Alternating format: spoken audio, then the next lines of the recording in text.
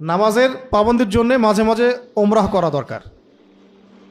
ওখানে গেলে নামাজের পাবন্দি হয় এবং নামাজ উপলব্ধি করা যায়, অনুভব করা যায়, ফিল করা যায়।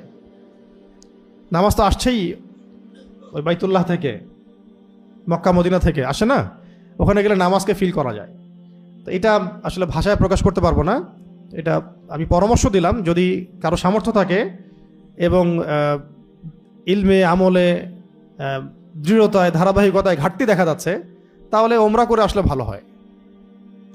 পুরো নিজের সব মানে ভিতরের যে হতাশাগুলো, অলসতাগুলো, গাফেলতিগুলো সব চলে যাবে ইনশাল্লাহ।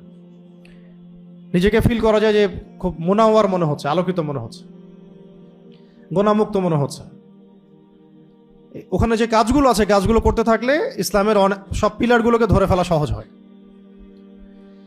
যাদের সামর্থ্য হবে তারা অবশ্যই বারবার উমরা করবেন ইনশাআল্লাহ, আল্লাহ পাক তৌফিক দান করেন। আর সালাতের পাবন্দি বলতে আমি কয়েকটা কথা বলবো। এক নম্বর হলো জামাতের পাবন্দি করা। 2 নম্বর হচ্ছে 5 ওয়াক্ত সালাতের মধ্যে কত রাকাত? 17 রাকাত নামাজ। এই 17 রাকাত নামাজের সাথে অন্তত 12 রাকাত সুন্নত আদায় করা। কত রাকাত?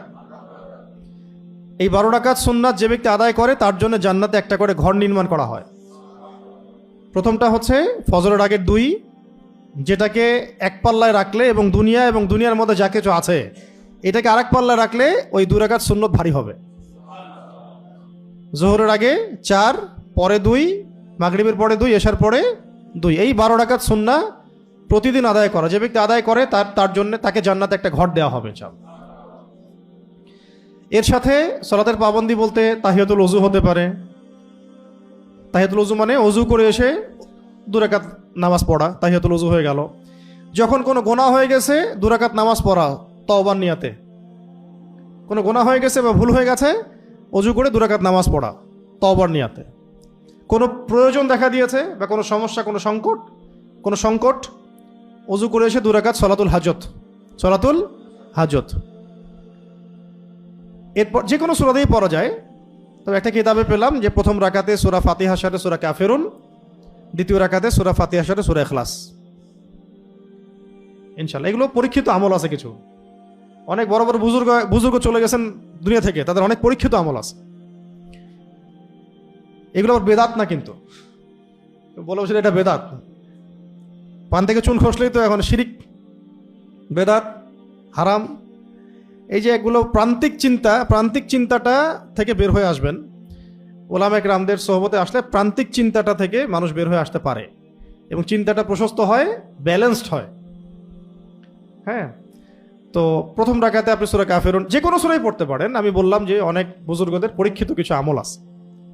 প্রথম রাকাতে সূরা ফাতিহার সাথে সূরা কাফিরুন, দ্বিতীয় রাকাতে সূরা ফাতিহার সাথে সূরা ইখলাস পড়ে তারা দোয়া করেছেন, কাজ হয়ে গেছে।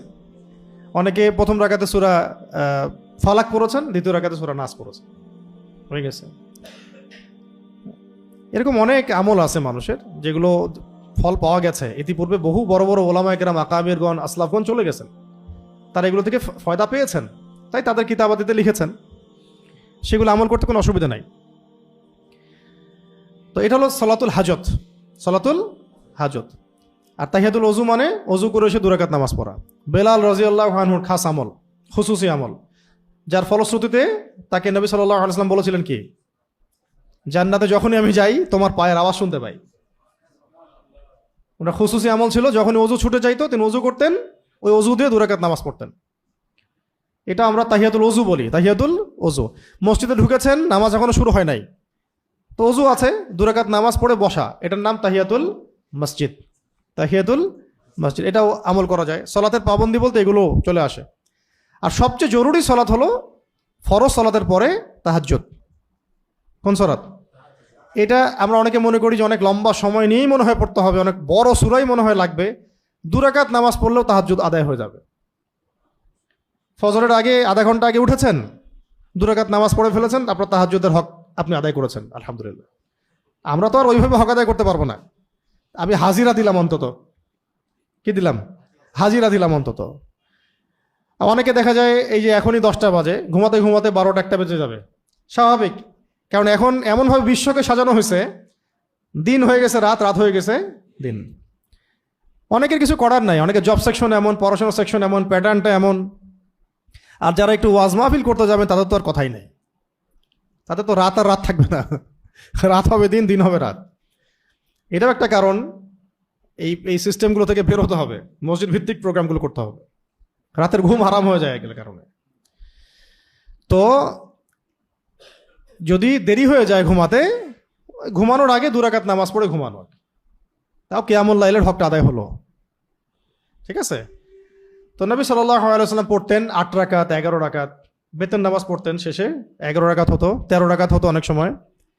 তো এই নামাজ অনেক লম্বা হতো, অনেক লম্বা হতো, মানে পা ফুলে যাওয়ার মতো লম্বা হতো।